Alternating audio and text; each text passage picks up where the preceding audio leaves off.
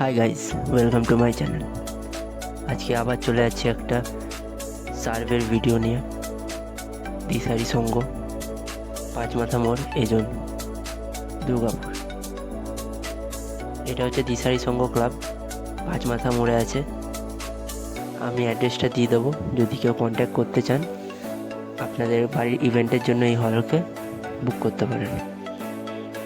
এখানে একটা আজকে ম্যারেজ রিসেপশনের কাজ আছে আমাদের, তাই আমরা সবাই চলে এসেছি এখানে। আর ভেতরে ঢুকেই হলটা দেখে নেবেন। অনেক বড় হল, প্রায় 100 থেকে 120 সিটিং ক্যাপাসিটি করতে পারবেন আপনারা। আর আমরা সবাই একটু তাড়াতাড়ি চলে এসেছি, যেহেতু আজকে একটা অনেক স্পেশাল কাজ। মেনু সেরকম কিচ্ছু নাই, কিন্তু আজকে কাজটা হচ্ছে মাটন বিরিয়ানির কাজ। আজকে মেনুটা দেখে নেবেন। এবার চলো একবার রান্নাঘর থেকে ঘুরে নিয়ে আসি কিচেন সেকশনটা।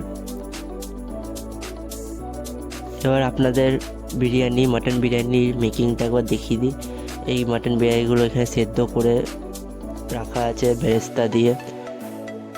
তাই আজকে 500 লোকের খাওয়া দাওয়া আছে, তাই 4টে হাঁড়ি মাটন বিরিয়ানির হয়েছে।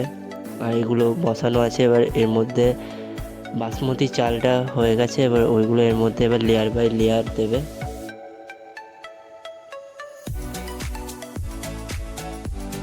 দেখতেই পাচ্ছেন দাদারা লেয়ার বাই লেয়ার বাসমতি চালটা উপরে দিয়ে দিচ্ছে।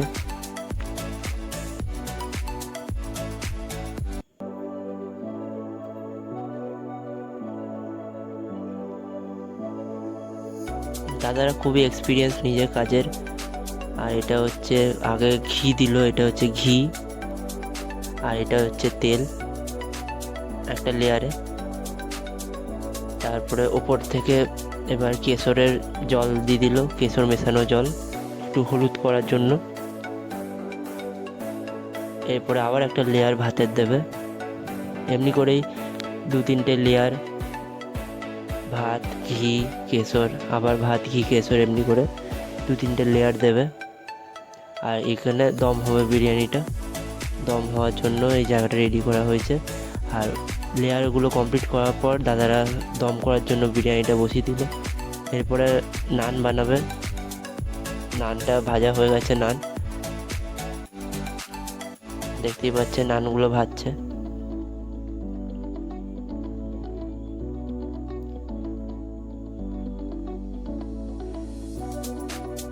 আর আজকে একটু শরীরটা একটু ভালো নেই, তাই হয়তো গলার আওয়াজটা একটু চাপা চাপা আসতে পারে, একটু ম্যানেজ করে নেবে সবাই।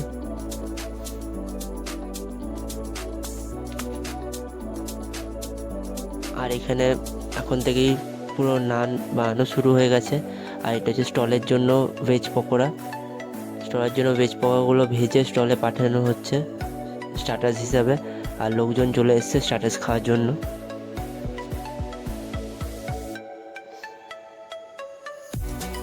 আর ভেজ পকোড়ার সাথে সাথে পাঁপড়গুলো ভেজে নেওয়া হচ্ছে। প্রথম থেকে পাঁপড়গুলো ভেজে রেখে দিচ্ছে। কাজে মেনু সেরকম কিছুই নাই, একেবারেই সব কিছু হাফ হাফ করে কমপ্লিট করে রেখে দেওয়া হচ্ছে। এই যে পাঁপড়। এরপরে হচ্ছে এটা হচ্ছে রায়তা। বিরিয়ানি থাকবে আর রায়তা হবে না, এটা কোনোদিন হতে পারে? তাই এখানে রায়তার মধ্যে বরফ দেওয়া হচ্ছে। আর এটা হচ্ছে কিমা চানা, মাটনের ছোটো ছোটো কিমা দিয়ে চানা মশলা বানানো হয়েছে নানের সাথে খাওয়ার জন্য।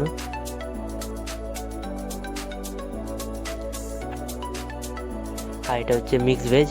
যারা মাটন বিরিয়ানি খাবে না তাদের জন্য ভাত, ডাল, মিক্স ভেজ এবং মাছ আছে। এটা তারপরে হচ্ছে রসগোল্লা, কোনো সন্দেশ নেই, লাস্ট রসগোল্লা আছে। আর এটা হচ্ছে মাটন বিরিয়ানি। মাটন বিরিয়ানিটা দেখতেই পাচ্ছেন অসাধারণ তৈরি হয়েছে। আর মাটনগুলো কত অনেক জুসি। মাটনগুলো দেখুন, মাটনগুলো খুব ভালো সেদ্ধ হয়েছে।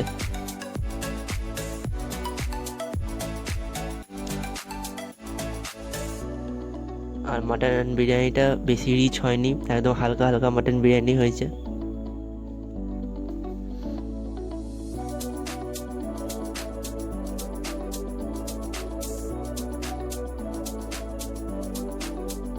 আর এখানে আমি মাটন বিরিয়ানিটা কেটে কেটে সবাইকে দিচ্ছি।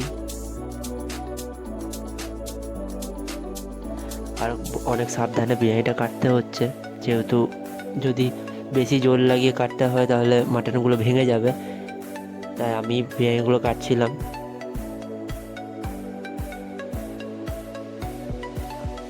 প্রায় অনেক দিন পর বিরিয়ানি কাটছি, সচরাচর সেরকম বিরিয়ানি কাটার সুযোগ পাই না, কিন্তু তাও আজকে পেয়েছি, তাই ভালো করেই কাজটাকে পার করছি।